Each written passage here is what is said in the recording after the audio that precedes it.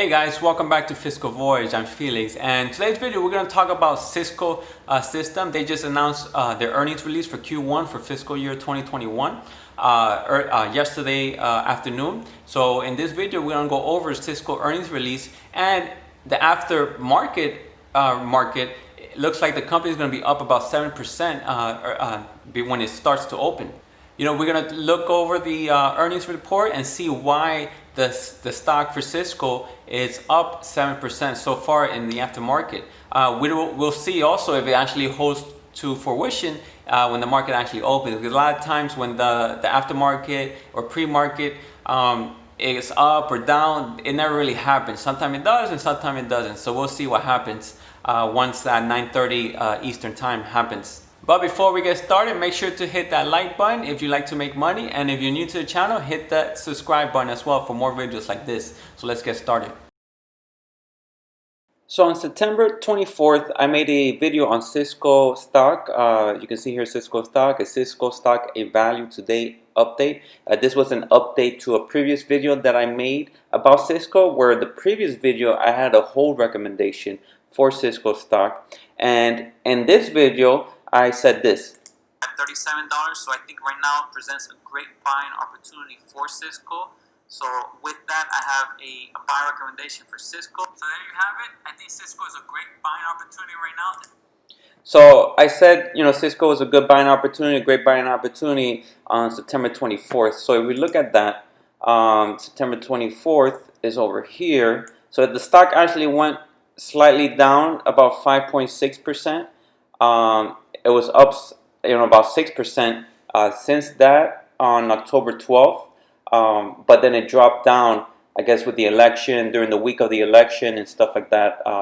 Things was, a lot of the market was down on Monday, the week before, the Tuesday and stuff like that. But right now, you'll be up about 2.7%, 2.17% since that video. And Cisco just announced earnings, and we're going to go over the earnings and look at more things. But pre-market right now, Cisco is up about 7% to $41.48. We're going to see if that holds. But in this video, we're going to cover Cisco earnings report. And you can see here, Cisco earnings beats by 6 cents and beats on revenue estimates. So you can see here, non-GAAP earnings came in at 76 cents. It beats by 6 cents, and GAAP earnings of 51 cents. It beats by 1 cent. Revenue was down year over year at 11.9 billion. But it beats expectations by 80 million. So that's positive there that it beat expectations. So we're going to go through the press release and talk a little bit about Cisco earnings press release.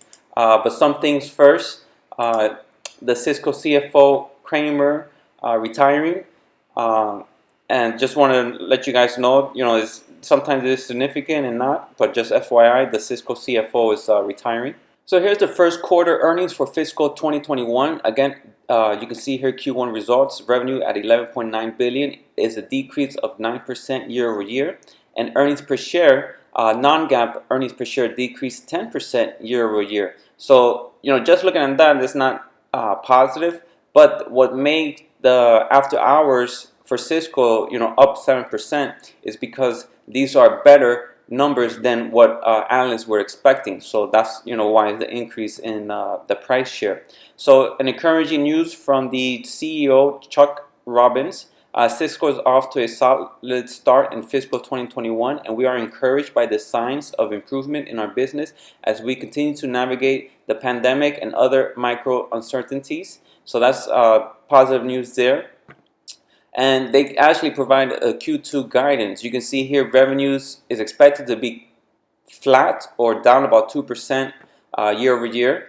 And non-GAAP is expected to be 74 cents to 76 cents, which is almost in line with Q1, so kind of flat as well. And another thing Chuck mentioned here, our focus is on winning with a differential, innovative portfolio, long-term growth, and being trusted technology partner, offering choices and flexibility to our customers. We see many great opportunities ahead as every company in every industry is accelerating its digital first strategy. So that's positive news. So maybe some more new customers, more purchasing, more services provided to Cisco or from Cisco to help grow the revenue. So if we look at the GAAP results and non-GAAP results, you can see here net income from Q1 fiscal year 2021 and fiscal year 2022. You can see it's down 26%, so that's not good. So they made less profit than they made in Q1 in 2020. Another thing here, GAAP, you can see here is down 10%. Non-GAAP earnings per share is down 10%. From 84 cents to 76 cents, also not good there, and most likely is expected to be down for Q2, as you saw, which is Q1 and Q2 for fiscal 2021 is expected to be kind of in the same level, 0% growth or maybe slightly down.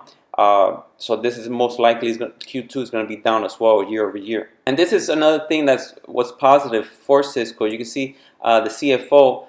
We continue to transform our business through more software offering and subscription, driving 10% year-over-year growth in remaining performance obligation. We deliver strong growth in operating cash flow and returned $2.3 billion to shareholders. So this is positive news because the Cisco equipment, a lot of people are thinking, no one's going to be in the office or less people is going to be purchasing new equipment and stuff. So this is good that their software and subscription base drove revenue 10% up year over year. So you can see here the income statement. They make most of their money in the products segment, 8.5 billion versus 9.8 billion in Q1 for 2019.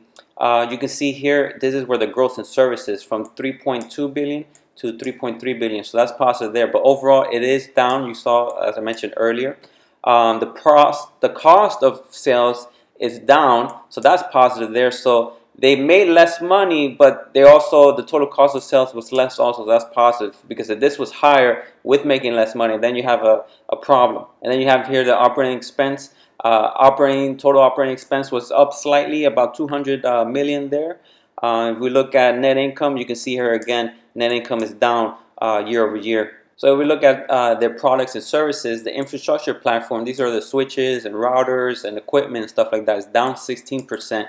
Applications down 8%. The security is up 6%. This is where I think they should focus most of their time and energy is in the security department here, increasing this to kind of replace the losses of the other segments. Look at the balance sheet. Balance sheet looks good. The cash and cash equivalent is down about a million, about $1 billion. The cash and cash equivalents are down, but overall total current assets is down slightly, about 400 million or so. But the good thing is total assets increased the 95 billion versus 94 billion, and also total current liabilities is up. Most of these increase came in the short-term debt increase, about $2 billion there. So that's what we see there. Long-term debt is down, so that's positive there. Total liability is slightly down, about $100 million there. So if we look at their cash flow statement, you can see here net cash provided for operating activities 4096, and then we can minus the purchase on investments of 3756, leaves us a free cash flow of 340 million, and they pay out the dividends. We can see here dividends paid 1.520 billion. So this left only 340 in free cash flow, 340 million free cash flow. This is why the cash and cash equivalents was down. You can see here from 11.8 billion in the beginning of the period. At the end of the period, 10.8. So they had to finance, or not finance, but pay out the dividends. So overall, I think it was an okay quarter. I think the market likes the fact that it beats estimate, so it was better than what analysts were expecting. This is what drove the price higher. So let's look at FastGraph and look at some of the earnings and where it's going now. So first, let's look at just the actual company here. You can see earnings has been growing very nicely throughout the years. They've had years where it's been down. You can see here In 2001, it dropped 23%. 2002, it dropped 5%. But it grew very, very nicely in the 2000 range from 2004 all the way up to 2008. Then it dropped 13% in 2009 because of the financial crisis. But since then, it's been growing very nicely. Double-digit growth sometimes and high single-digit. There's been a few years where it's basically flat, but picked up nicely in 2019, as you can see here. But this is why price and valuation is so important. You can see here the company had a PE of 132 in early 2000. This is when they had the dot-com bubble, dot-com bust, because a lot of companies had such a high valuation. But if you look at the actual company itself, the company itself was doing really good. Actually, it was profitable in 2000 and 2001, 2002. Even though it was, the earnings were going down, but they were profitable nonetheless. And eventually, the price reverted to the valuation where the market thinks this is a fair valuation. You can see for the most part in the 20-year period, the market tends to value Cisco at a PE around 20, 19 or 20. I think it's much less now because they're more mature companies, so their growth rate has slowed down. So we're showing this to a 10-year period or 8-year period. You can see here the market tends to have a normal multiple around 13 or 14. And this was yesterday's closing price, and as you saw earlier, Cisco is expected to jump about 7%. But from yesterday's closing price, you had a potential decent return of total annual rate of return about 11.2%. Giving the nice yield of 3.7% is a dividend growth grower, as you can see here. The past few years, this year it increased the dividend at 4.4%.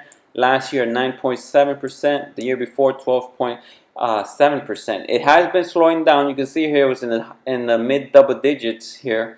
So it is slowing down. This is because earnings growth has been slowing down.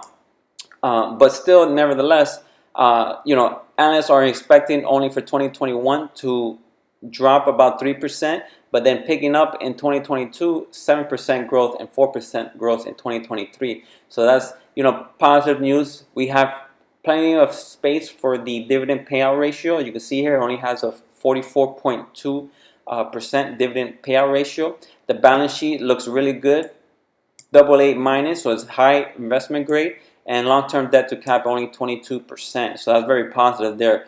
Earnings yield at 8.23%. That's good there. I like to see it at 6.5 and 7% higher. Overall, if we show in this time chart, you can see here the past 5 years, the market likes to value this company between a 14 and 15 PE ratio. So Cisco does present a good buying opportunity. I don't know now, since the fact that Cisco is up about 7%. I wouldn't say it's a good buying opportunity like it was when I made that last video and when it dropped earlier a few weeks ago before the election. But I think overall, solid company. I personally own shares of this company, and I'm happy with it. The dividend's been great, and I think even with the 7% increase, I think it's a decent buy. I wouldn't call it a great buying opportunity like I said in that previous video or before the election week where it dropped slightly lower, about 4% lower than that video.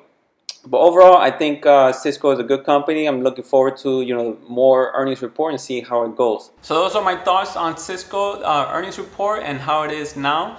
I think it's a decent buy. I wouldn't call it a great buying opportunity like I did in that previous video, but it's a decent buy. Still, it's fair value, solid company. But overall, I'm a happy shareholder here with the earnings report. So I'm very positive and happy about their Q1 release. So I'm looking forward to the rest of the year for fiscal 2021. So I hope you guys enjoyed this video. Again, if you're new to the channel, hit that subscribe button. And if you like to make money, hit that like button. And I'll see you guys in the next one.